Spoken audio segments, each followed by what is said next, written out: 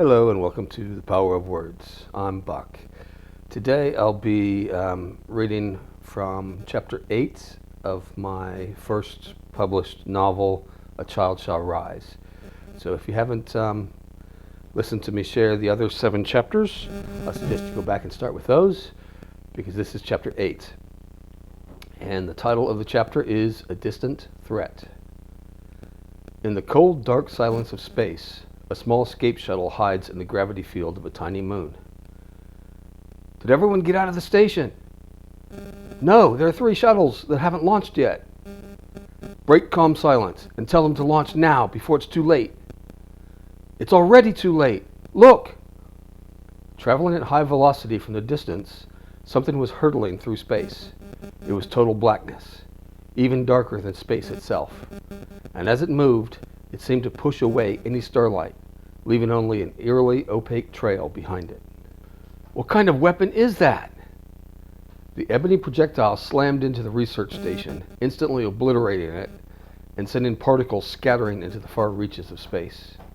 Everyone hang tight. We're not far enough from the blast field. Prepare for impact. The escape shuttle that had been closest to the impact was shredded apart by flying debris from the station. Another 2 shuttles, hit by the force of the shockwave, were sent careening into the nearest moon, rupturing on contact. Fire port side thrusters. Angle the bow into the blast wave. Boost front deflector shields. We've got to punch through this.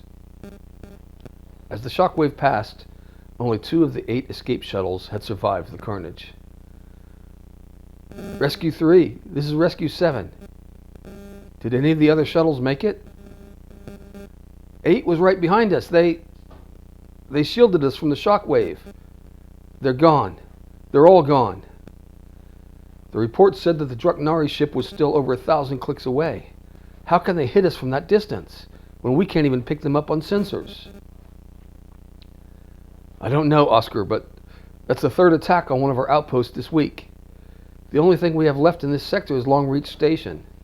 We need to get close enough to warn them the Draknari have a new long-range weapon, one that can obliterate an entire research platform from at least 1,000 clicks away.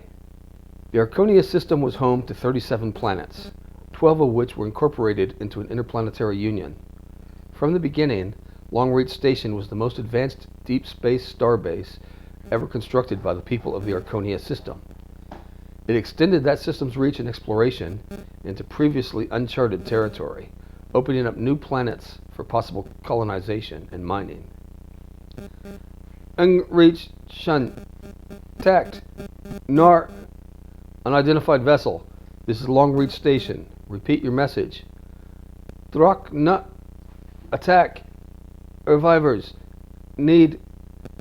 The incoming message crackled, then went silent. Unidentified vessel. Your message is weak and broken. We are trying to filter your signal. Say again your last. Unidentified vessel, this is Longreach Station. I say again, repeat your last transmission. The communications console only picked up dead air for long moments. Then, surprisingly, a new voice came over the receiver, with crystal clarity. It was a soft, feminine voice. Longreach Station?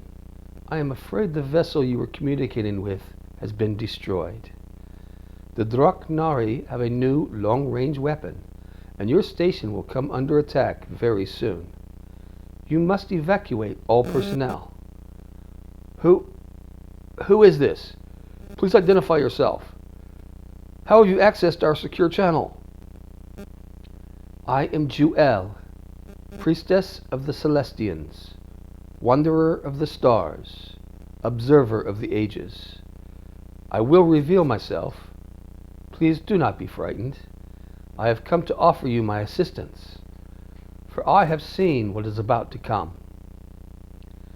As the researchers stared at the speaker, wondering about what they had just heard, they were startled to see an ethereal form slowly emerge from the comm system. It was clear that this was a life form of which they had never encountered, nor even heard of. Jewel appeared to be made entirely of light, or energy that pulsed and flowed. She assumed a roughly humanoid appearance, though she was translucent and featureless. All security personnel to the bridge, and make it quick. That is quite unnecessary. As I said, I mean you no harm. I only want... Dr. Sordo looked dumbfounded at the glowing entity. I don't know what you want, but until I do, I'm not taking any chances. You just keep back and don't make any sudden moves.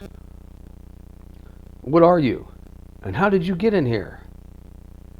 As I have said, I am Jewel, priestess of the...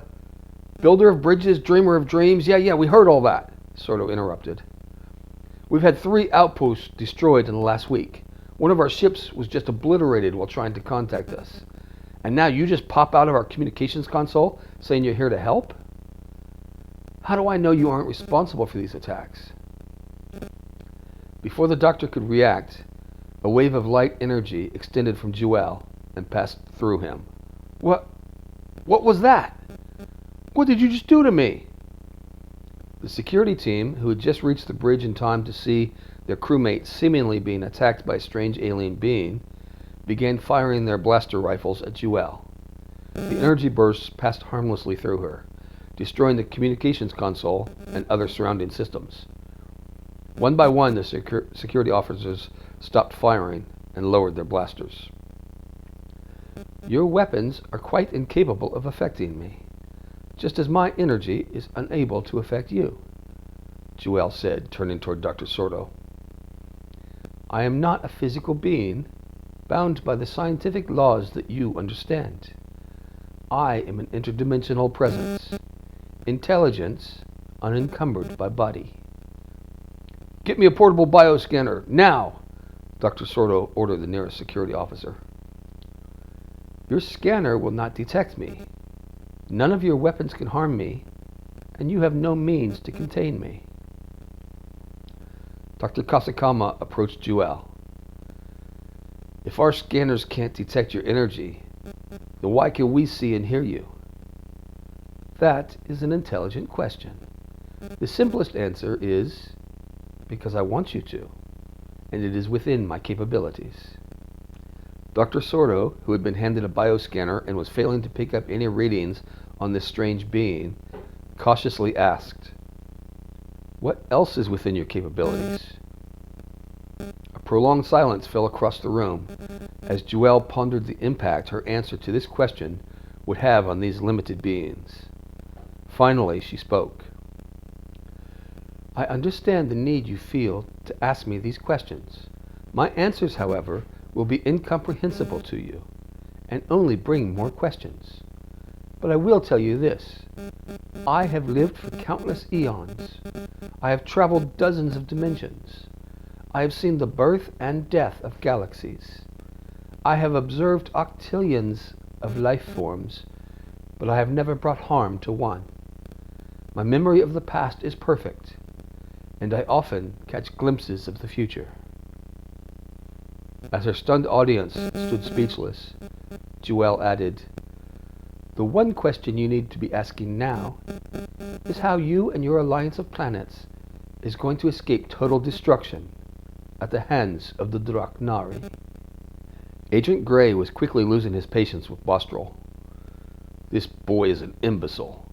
He has abilities beyond his comprehension, but he can't follow even the most basic instructions. And he throws a temper tantrum the moment he doesn't get his way. I should wring his neck and be done with it.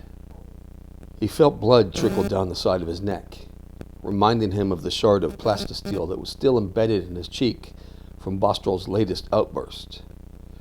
Forcefully pulling it out, Gray barely winced.